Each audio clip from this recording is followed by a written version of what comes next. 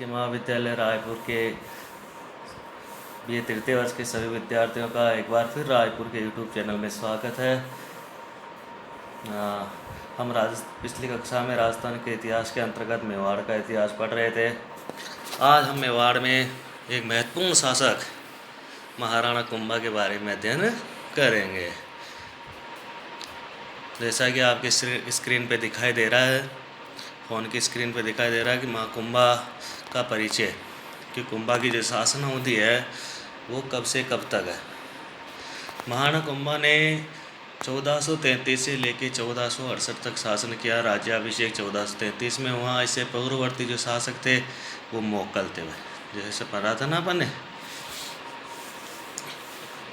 कि लाखा के जो पुत्र थे चुंडा, उन्होंने भीष्म प्रतिज्ञा की थी कि भाई वो राजगद्दी पे कभी अपना अधिकार नहीं जताएंगे। तो इसी कारण मोकल को मेवाड़ का शासक बनाया गया था। तो मोकल के बाद जो महत्वपूर्ण शासक हुए वो हुए उनके पुत्र कुंभा। इनके बाद जो शासक होते हैं वो होते हैं उदा, जिन्हें उदय सिंह भी कहते हैं। उदय सिंह प्रथम भी कहा जाता है। इनके कुंभा की 2 संतानें थी, उदय सिंह और राणा रायमल। कुंभा का पूरा नाम कुंभकर्ण सिंह था। क्या नाम था? कुंभकर्ण सिंह। कि कुंभा के महाराणा कुंभा हैं, उनकी उपलब्धियां, उनके से परिचय, उनके जीवन का परिचय हम थोड़ा इसमें देख लेते हैं। महाराणा कुंभा या कुंभकर्ण 1433 से लेकर 1468 तक मेवाड़ के शासक रहे हुए।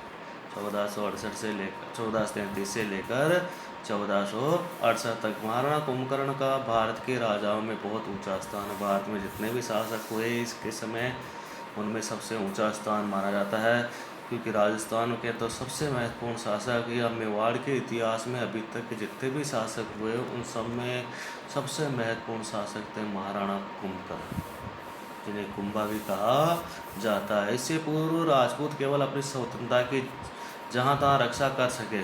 कुंभकर्ण ने मुसलमानों को अपने अपने स्थानों पर हराकर राजपूती राजनीति को नया रूप दिया। इतिहास में राणा कुंभा के नाम से प्रसिद्ध हुए महाराणा कुंभा को चित्तौड़ दुर्ग के आधुनिक निर्माता भी कहते हैं। चित्तौड़ दुर्ग का निर्माण हालांकि पहले हो चुका था, परंतु इस दुर्ग का आधुनिकीकरण किया इन्होंने, वापस से रिपेयरिंग कराए, उसमें नए नए भवन बनाए, नए मंदिर बनाए और उस दुर्ग को और मजबूत बनवाया, क्योंकि उन्होंने चित्तौड़ दुर्ग के अधिकांश वर्तमान भाग का निर्माण कराया। ज़्यादातर जो भाग अभी वर्तमान में हम चित्तौड़ के दुर्ग में देखते हैं उनका निर्माण किसने करवाया? महाराणा कुंभा ने। हालांकि चित्तौड़ के दुर्ग का निर्माण पहले भी हो चुका था।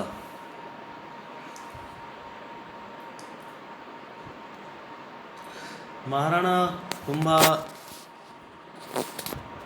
राजस्थान के शासकों में सर्वश्रेष्ठ थे। मेवाड़ के आसपास जो राज्य थे उन पर उन्होंने अपना आधिपत्य स्थापित किया। 35 वर्ष की अल्पायु में उनके द्वारा बनवाए गए 32 दुर्गों, अपने जीवन में इन्होंने कितने दुर्ग बनाए भाई? 32 दुर्ग। छोटे से जीवन काल में इन्होंने 32 दुर्गों का निर्माण कराया और बहुत सारे जो दुर्ग हैं उनका रिपेयरिंग भी उन्होंने करवाया। चित्तौड़गढ़, कुंभलगढ़, अचलगढ़, जहाँ सशक्त स्थापत्य के शीर्षस्थ है, स्थापत्य कला में इन दुर्गों का कोई मुकाबला नहीं है। इन्हीं पर्वत दुर्गों में चमत्कार करने वाले देवालय भी है। इन्हीं दुर्गों के अंतर्गत दुर्ग तो बनाए, साथ ही साथ देवालय और मंदिरों का निर्माण भी इन्होंने करवाया। इनकी विजयों का गुणगान करता विश्वविख्यात विजय स्तंभ, यह तो हम देखते ही हैं, राजस्थान सरकार का एक चिन्ह माना जाता है। अच्छा, सरकारी चिन्ह के रूप में, राजस्थान पुलिस के चिन्ह के रूप में इसका इस्तेमाल किया जाता है अभी भी। तो विजय स्तंभ का निर्माण इन्होंने करवाया। कुंभा का इतिहास केवल युद्धों में विजय तक सीमित नहीं है। युद्धों में तो इन्होंने विजय प्राप्त की, अच्छे सैनिक तो थे ही थे, परंतु इनका योगदान स्थापत्य कला, साहित्य, इस क्षेत्र में भी बहुत बड़ा योगदान इनका रहा। इसलिए ही इनको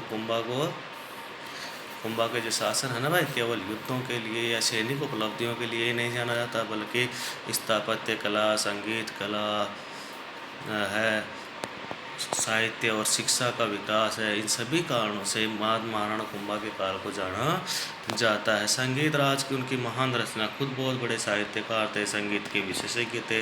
उन्होंने संगीत राज नामक पुस्तक लिखी।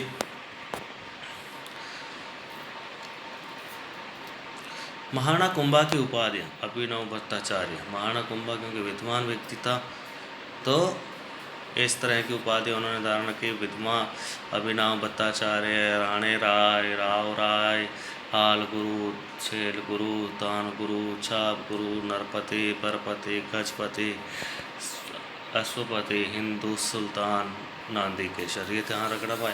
अधिकांशतः एग्जाम में राजस्थान जीके के रूप में, राजस्थान जीके के जो एग्ज़ाम में राजस्थान जी के आता ना कंपटीशन एग्ज़ाम, तो उनमें इनकी उपाधियों में से एक क्वेश्चन अवश्य पूछते हैं ज़्यादातर एग्ज़ामों में।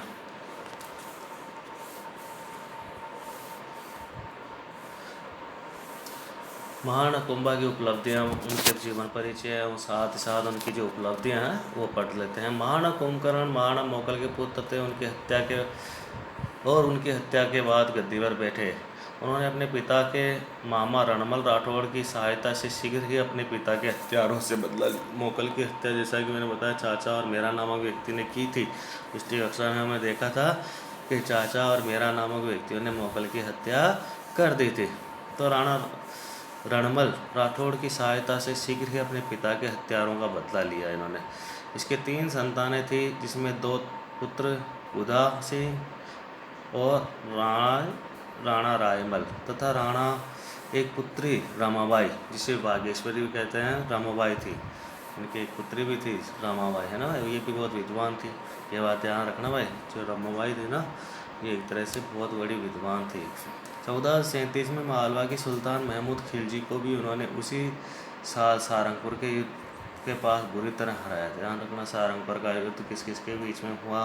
सारंगपुर का युद्ध 1437 में मालवा के सुल्तान महमूद खिलजी और महाराणा कुंभा के बीच में हुआ, जिसमें महमूद खिलजी पराजित हुआ, महाराणा कुंभा विजय हुए और इस विजय के स्मारक के स्वरूप ही विजय स्तंभ का निर्माण कराया। ध्यान रखना भाई, क्वेश्चन पूछ लेते हैं कि विजय स्तंभ का निर्माण किस विजय के उपलक्ष्य में कराया गया?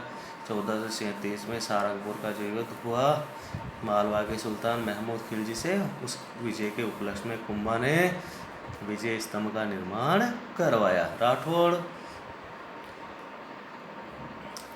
राठौड़ कहीं मेवाड़ को स्थगित करने का प्रयत्न न करें, इस प्रबल संदेश से संकेत होकर उन्होंने रणमल को मरवा दिया और कुछ समय के लिए मंडोर का राज्य भी हाथ में आ गया।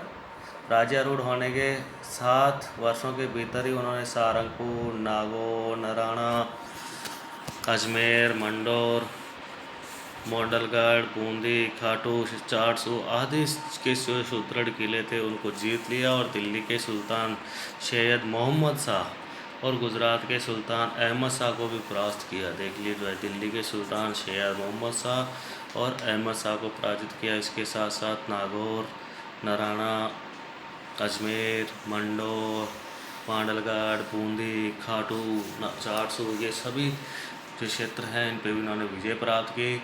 अपने शत्रुओं को अपनी पराजय का बदला लेने का बार बार प्रयत्न किया, किंतु उन्हें सफलता नहीं मिली। इनके जो शत्रु थे अपनी पराजय का बदला लेने के लिए कुंभा के ऊपर बार बार आक्रमण करते, परंतु इनको सफलता नहीं मिली। मालवा के सुल्तान ने 5 बार मेवाड़ पर आक्रमण किया। नागौर के स्वामी शम्स खान ने गुजरात के सुल्तान की सहायता से स्वतंत्र होने का विफल प्रयत्न किया।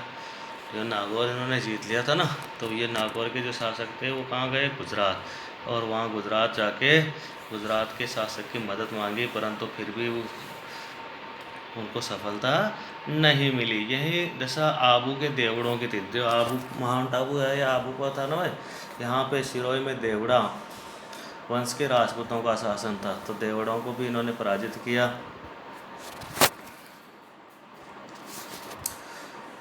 शम्स खान ने गुजरात की सहायता से स्वतंत्र होने का विफल प्रयत्न किया। यही दशा आबू के देवड़ों की भी हुई। मालवा और गुजरात के सुल्तानों ने मिलकर महाराणा पर आक्रमण किया भाई, दोनों मिल गए सब, क्योंकि एक एक इनको पराजित करने में सफल नहीं हुए। मालवा और गुजरात, कौन कौन? मालवा और गुजरात दोनों ने मिलकर एक संधि की भाई, ये आपके इसमें देन रखी, और बहुत महत्वपूर्ण संधि है चंपानेर की संधि। कौन सी संधि है? चंपानेर की संधि है भाई, ध्यान रखना आप। 1456 में, 1456 में चंपानेर, ध्यान रखना, चंपानेर की संधि हुई थी दोनों के बीच में 1456-57 में। मालवा और गुजरात के बीच संधि में क्या तय हुआ कि हम दोनों मिलकर मेवाड़ पे आक्रमण करेंगे, मेवाड़ के कुंभा को पराजित करेंगे, और फिर मेवाड़ जीतने के बाद दोनों आधा आधा बांट लेंगे। परंतु इसमें वो मालवा और गुजरात के शासक सफल नहीं हो पाए, वो मेवाड़ को जीत नहीं पाए।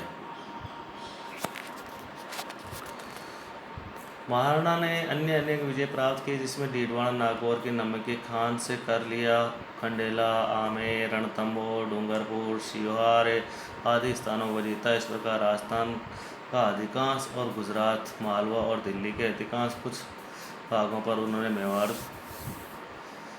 गुजरात, मालवा और दिल्ली के कुछ भाग जीतकर उसने मेवाड़ को बहुत बड़ा राज्य या महाराज्य बना लिया। किंतु महाराणा कुंभकर्ण की महत्ता विजयों से अधिक उनके सांस्कृतिक, जैसा कि मैंने बताया, उनके विजयों से महत्वपूर्ण उपलब्धियां, उनकी विजय के साथ साथ जो सांस्कृतिक उपलब्धियां, जो शिक्षा है, साहित्य है, कला है, उन क्षेत्र में जो इनके समय विकास हुआ, उनके कारण कुंभा के काल को महत्वपूर्ण माना जाता। उन्होंने अनेक दुर्ग, मंदिर, तालाब बनवाए, चित्तौड़ को अनेक प्रकार से सुसंस्कृत किया, कुंभलगढ़ का प्रसिद्ध किला उनकी करती है, बसंतपुर को उन्होंने बसाया, एकलिंग का मंदिर का जीर्णोद्धार कराया, एकलिंग का मंदिर पहले ही बन चुका है, उनका जीर्णोद्धार कराया। चित्तौड़ का कीर्ति स्तंभ तो संसार की अद्वितीय कृतियों में से एक है।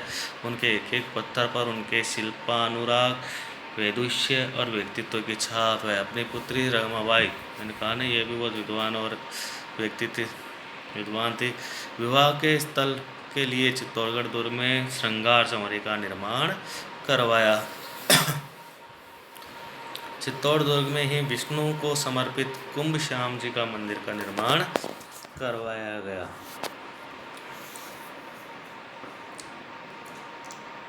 मेवाड़ के महाराणा कुंभा का स्थापत्य युग का स्वर्ण काल माना जाता है। स्थापत्य कला का स्वर्ण युग माना जाता है महाराणा कुंभा का काल। उनके शासनकाल में अनेक दुर्गों, मंदिर, विशाल राजप्रसादों का निर्माण हुआ।